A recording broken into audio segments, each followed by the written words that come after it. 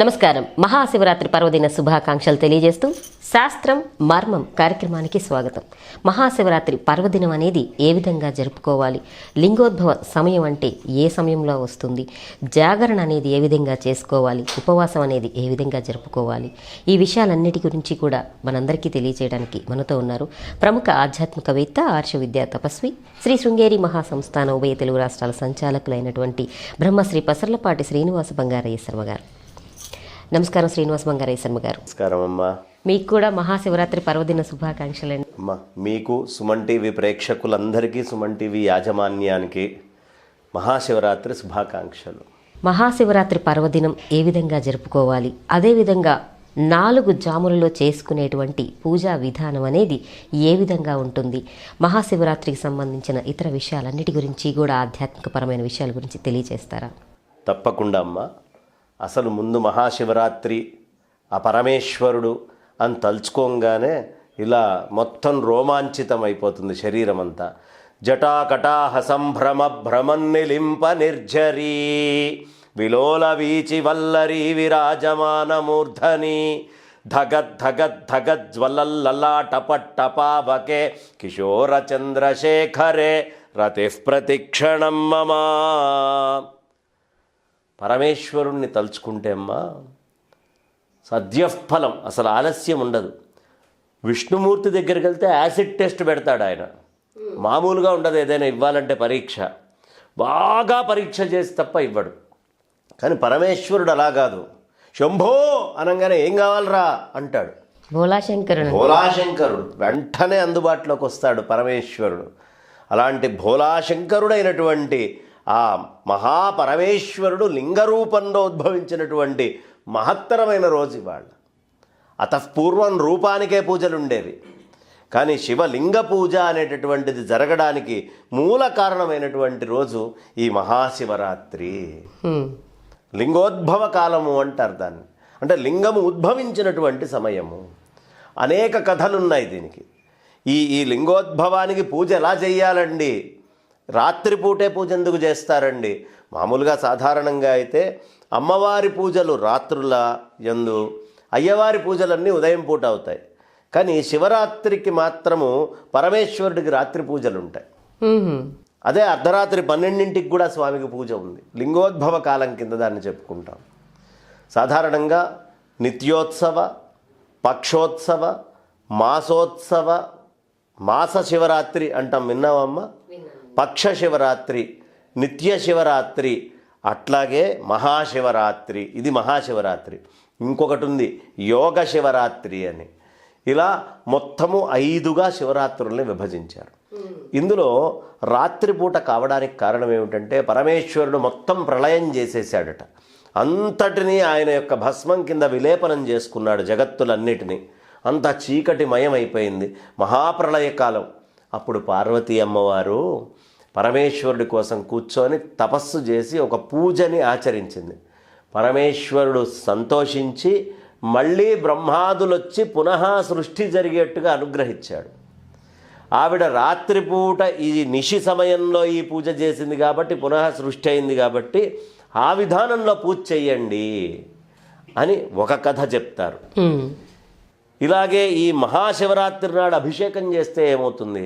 ఒక వేటగాడు, వాడికి ఏమీ సామాన్ దొరకట్ల, ఆహారం లేదు, ఓ రోజంతా పస్తున్నాడు, ఉదయాన్నే వెళ్ళాడు, ఏమీ వేట దొరకట్ల, ఓ చెట్టెక్కి కూర్చున్నాడు. అది మారేడు చెట్టు, కింద శివలింగం ఉంది. ఈ రెండూ వాడికి తెలియదు, కానీ వాడికి శివ, హర అనేటటువంటి పేర్లు తెలుసు.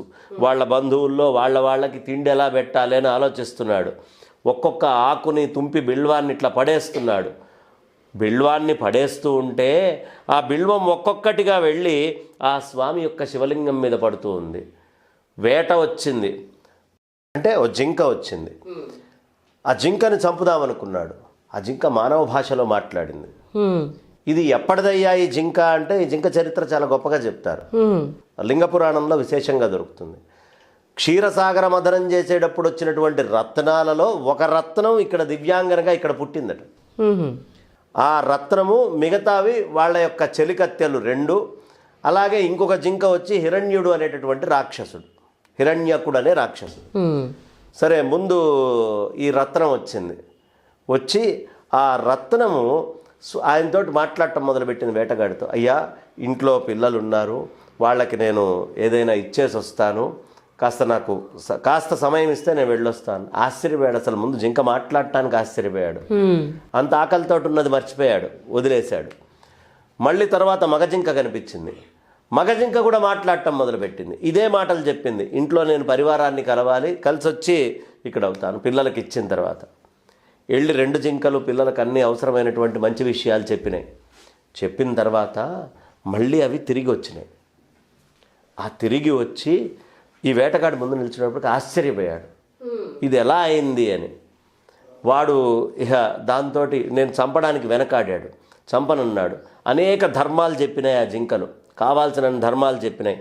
నేను పూర్వం పరమేశ్వరుడు యొక్క ఆరాధన మర్చిపోయి అక్కడ కైలాసంలో స్వామి దగ్గరికి వెళ్లకుండా ఈ హిరణ్యకుడు అనేటటువంటి రాక్షసుడితోటి కలిసి తిరిగాను అని చెప్పి ఈ హిరణ్యక రాక్షసుడిని చూపించి, ఈ హిరణ్యక రాక్షసుడితో పాటు పరివారం మిగతా 2 పిల్లలతోటి వచ్చింది కదా, ఇది పరమేశ్వరుడికి కోపం వచ్చి నన్ను శపించాడు జింక కింద వచ్చి ఇక్కడ ఉండమని, అందుకని ఇక్కడ జింకగా ఉన్నాను, హిరణ్యకుడు ఇలా వచ్చాడు, ఇవాళ నీ వల్ల మాకు ముక్తి వచ్చింది.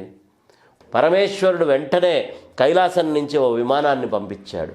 ఆ విమానంలో ఈ బోయేవాడిని సజీవంగా తీసుకెళ్ళి అతనికి ముక్తిని ప్రసాదించాడు స్వామి శివరాత్రి. కారణం ఏమి అంటే, వాడు ఏమీ తినకుండా 4 జాముల్లోనూ ప్రత్యేకంగా పూజ చేస్తూ పైన ఉండేటటువంటి బిల్వపత్రాలని స్వామి మీద వస్తూ ఉపవాసమే కాకుండా జీవహింస చేయకుండా వాడు ప్రశాంతంగా వాడి ప్రవృత్తైన జీవహింసని కూడా వదిలిపెట్టాడు అని చెప్పి స్వామి ఒక్కరోజు శివరాత్రి నాడు ఇలా ఉండడానికి ఫలితంగా అతన్ని కైలాసానికి తెప్పించుకొని కైలాసంలో ముక్తినిచ్చాడు.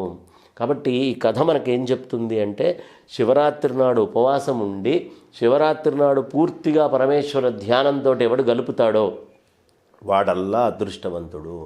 ఇక శివరాత్రికి సంబంధించినటువంటి ఇంకొక కథ ఉంది. అదేమిటి అంటే, బ్రహ్మదేవుడు విష్ణుమూర్తి నేను గొప్ప అని కొట్టుకుంటుంటే ఈ శివలింగ రూపంలో స్వామి అర్ధరాత్రి 12ంటికి ఒకసారి ఉద్భవించాడు. దీని యొక్క ఆది చూసొస్తానని బ్రహ్మ ఒప్పుకున్నాడు. ఎవరు దీని ఆది అంతాలు చూసొస్తారో వాళ్ళు గొప్పవాళ్ళు. ఈయన వరాహమూర్తిగా భూమిని దవ్వుకుంటూ కిందకి వెళ్ళాడు, ఆయన ఆకాశంలోకి వెళ్ళాడు. అదే అగ్నిలింగ స్వరూపము అంటాం, అరుణాచలేశ్వరుడు అని కూడా మనం చెప్పుకుంటూ ఉంటాం. ఈ శివలింగానికి పైకి వెళ్ళి బ్రహ్మ కనుక్కోలేకపోయాడు, కింద మూలాన్ని విష్ణువు కనుక్కోలేకపోయాడు. కానీ ఇద్దరు తిరిగి వచ్చాక బ్రహ్మదేవుడు అబద్ధం చెప్పాడు. సాక్ష్యంగా గోవుతోటి మొగలి పువ్వుతోటి అబద్ధం చెప్పించాడు. వెంటనే పరమేశ్వరుడు శపించాడు, నీకు పూజలు జరగకుండుగాక, నువ్వు చేసినటువంటి ఈ పాపానికి శిక్షను అనుభవిస్తావు, ఈ తప్పుకి ఈ అబద్ధానికి అని చెప్పాడు. గోవుకి ముఖానికి ఎప్పుడూ పూజ చేయకూడదు అని శపించాడు.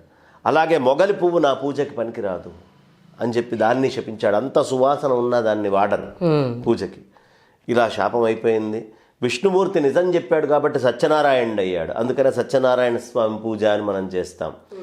ఈ పరమేశ్వరుడు అర్ధరాత్రి పూట ఉద్భవించాడు కాబట్టి శివలింగోద్భవ కాలంగా చెప్తారు.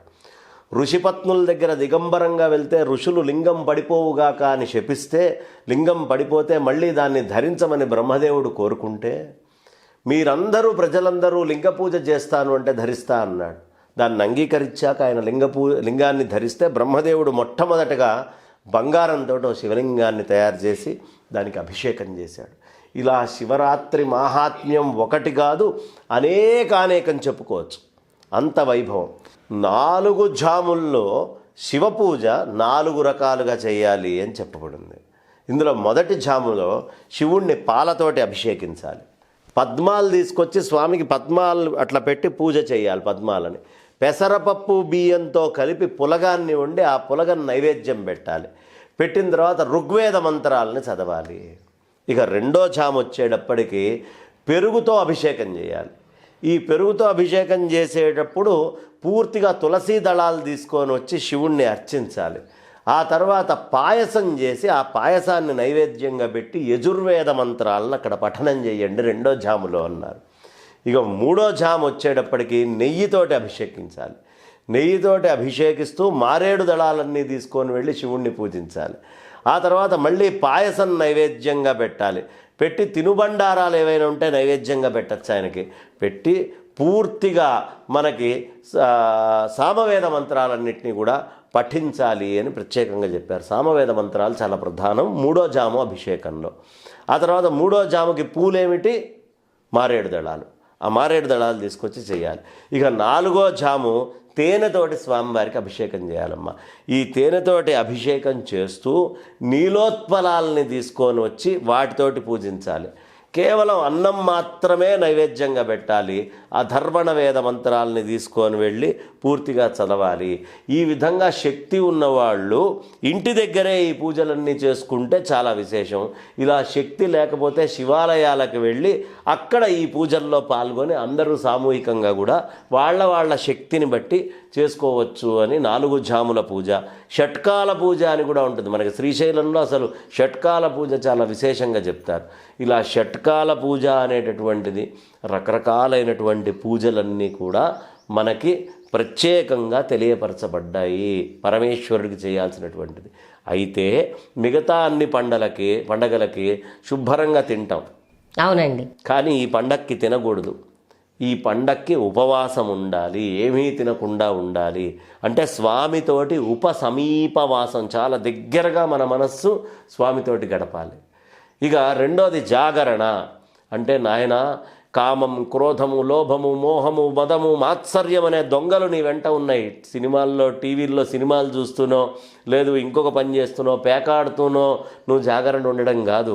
ఈ పరమేశ్వరుడు ఒక్కడే నన్ను రక్షించగలడు అని పరమేశ్వరుడి యొక్క కథలు, పరమేశ్వరుడి యొక్క గాథలు, పరమేశ్వరుడి యొక్క గొప్ప విషయాలు వీటన్నిటినీ ఆకడింపు చేసుకుంటూ జాగరణ చెయ్యాలి. తస్మాత్ జాగృత మెలకువతోటి ఉండు, ఇవి నిన్ను తినేస్తాయి, దీని నుంచి కాపాడేవాడు శివుడు ఒక్కడే అనేటటువంటి జాగరణని విశేషంగా చెప్తాయి. కాబట్టి ఈ శివరాత్రిని జాగరణతో, అలాగే ఉపవాసముతో, అలాగే చక్కగా శివ అర్చనతో, బిల్వపత్రాలను తీసుకొని వెళ్ళి క్షేత్రానికి వెళ్ళి 12ంటికి అభిషేకం చేస్తే, మహన్యాసపూర్వక రుద్రాభిషేకం చేస్తే జన్మకో శివరాత్రి అన్నారు. జన్మలో ఒక్క శివరాత్రి ఇలా చేసిన వాడు ధన్యుడే, వాడికి ముక్తి వచ్చినట్టే. అందుకనే భోలాశంకరుడు ఆయన శ్మశానంలో ఉంటాడు, మనందరికీ మంచి హర్మ్యాలు ఇస్తాడు. ఆయనని పూజించేటటువంటి ఆయన బూడిద రాసుకుంటాడు, మనం హరిచందనాదులు రాసుకొని ఉంటాం. ఆయన పూర్తిగా ఎక్కడా లేనటువంటి భిక్షాటన చేస్తాడు, మనం అందరం పంచభక్ష పరమాన్నాలు తింటాము. ఆయన నాగాభరణాలు వేసుకుంటాడు, ఆయన్ని నమ్మినటువంటి వాళ్ళు మంచి మంచి ఆభరణాలు వేసుకొని తిరుగుతూ ఉంటారు. ఆయన గజ చర్మము ఇట్లాంటివి కట్టుకుంటాడు, ఆయన్ని నమ్మినటువంటి వాళ్ళు పట్టు పీతాంబరాలు కట్టుకొని తిరుగుతూ ఉంటారు. కాబట్టి పరమేశ్వరుడికి ఏది దాచిపెట్టుకుండేది అనుభవించేది లేదు. దాచిపెట్టుకోవడం, అనుభవించడం తెలియని వాడే నలుగురికి పెడతాడు. కాబట్టి పరమేశ్వరుడు ఇవ్వడంలో ముందు ఉంటాడు. అలాంటి పరమేశ్వర ఆరాధనని మనం అందరము కూడా చక్కగా మనస్ఫూర్తిగా ఒక్క శివరాత్రి గనక చేస్తే పరమేశ్వరుడి యొక్క సంపూర్ణ అనుగ్రహ పాత్రులమవుతాం. దీంట్లో అనుమానం ఏం లేదు. ఈ సమయంలో మనకు తెలుసు అన్ని గుళ్ళు నిండిపోయి ఉంటాయి. అలాగే మనకి 12 జ్యోతిర్లింగాల్లో ఎక్కడికి వెళ్ళినా, మన ఉభయ తెలుగు రాష్ట్రాల్లో ఉండేటువంటి పంచభూతలింగాలకు వెళ్ళినా, లేదు వేములవాడ రాజన్న దగ్గరికి వెళ్ళినా, ఎక్కడికి వెళ్ళినా అంతా శివ శివ శివయనరాదా, శివనామము చేద, శివ శివ శివయనరాదా, భవభయ బాధలు బాపుకొనరాదా అన్నట్టు ఆ పరమేశ్వరుడి యొక్క సంపూర్ణమైన అనుగ్రహం కోసం మనం కృషి చేస్తూ ఉంటాం. ఆయన అనుగ్రహంతో ఆ కొమరవెల్లి మల్లన్నైనా, లేదు అద్భుతంగా మల్లికార్జున స్వామి అయినా, ఎవరైనా ఆ రూపంలో మనల్ని అనుగ్రహిస్తేనే మనం ఆనందంగా ఉంటాం. అంతా పరమేశ్వరమయం. బంగారే శర్మ గారు, అంటే జాగరణ చేయాలి అని చెప్పారు కదండి, ఈ జాగరణ అనేది ఏ సమయం నుంచి ఏ సమయం వరకు చేయాలి?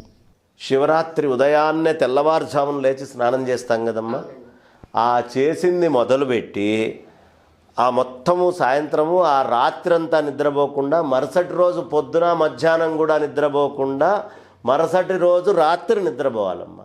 మరుసటి రోజు సాయంత్రం తర్వాత అంటే దగ్గర 36 గంటల దాకా నిద్రపోకుండా మెలకువతోటి ఉండాలి.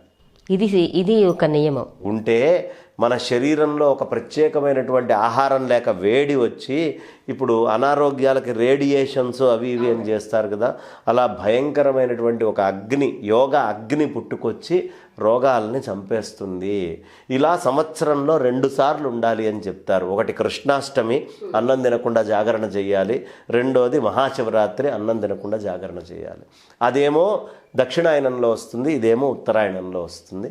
ఈ 2 కాలాల్లో కూడా మనం నిద్రాహారాలు మానేసి పరమాత్మకి దగ్గరగా గడపాలి అని పెద్దల వాచం. అంటే ఈ జాగరణ చేయడంలో కూడా ఒక రకంగా మనకి శాస్త్రీయ కోణం కూడా ఉంది అంటున్నారు. తప్పకుండా చాలా చక్కగా తెలియజేశారండి. మహాశివరాత్రి గురించి కొంతమందికి కొన్ని తెలుస్తాయి, కొంతమందికి కొన్ని విషయాలు అయితే అర్థమవుతాయి. ఇప్పుడు మీరు చెప్పిన విధానంలో అందరికీ కూడా అర్థమయ్యాయండి. ధన్యవాదాలు. ధన్యవాదాలు. విన్నారు కదండి, మహాశివరాత్రి పర్వదినాన్ని ఏ విధంగా జరుపుకోవాలో, 4 జాములలో చేసుకునేటువంటి పూజా విధానం అనేది ఏ విధంగా ఉంటుందో, అదేవిధంగా జాగరణ అనేది ఏ విధంగా చేయాలి, ఈ జాగరణ చేయటం వల్ల మనకి ఎటువంటి ఫలితాలు ఉంటాయి, ఇవన్నీ కూడా మనకి చక్కగా తెలియచేశారు కదా బంగారయ్య శర్మ గారు. ఈ వీడియో కూడా మీ అందరికీ నచ్చుతుందని ఆశిస్తూ మరలా శాస్త్రం మర్మం కార్యక్రమంలో కలుసుకుందాం. నమస్కారం.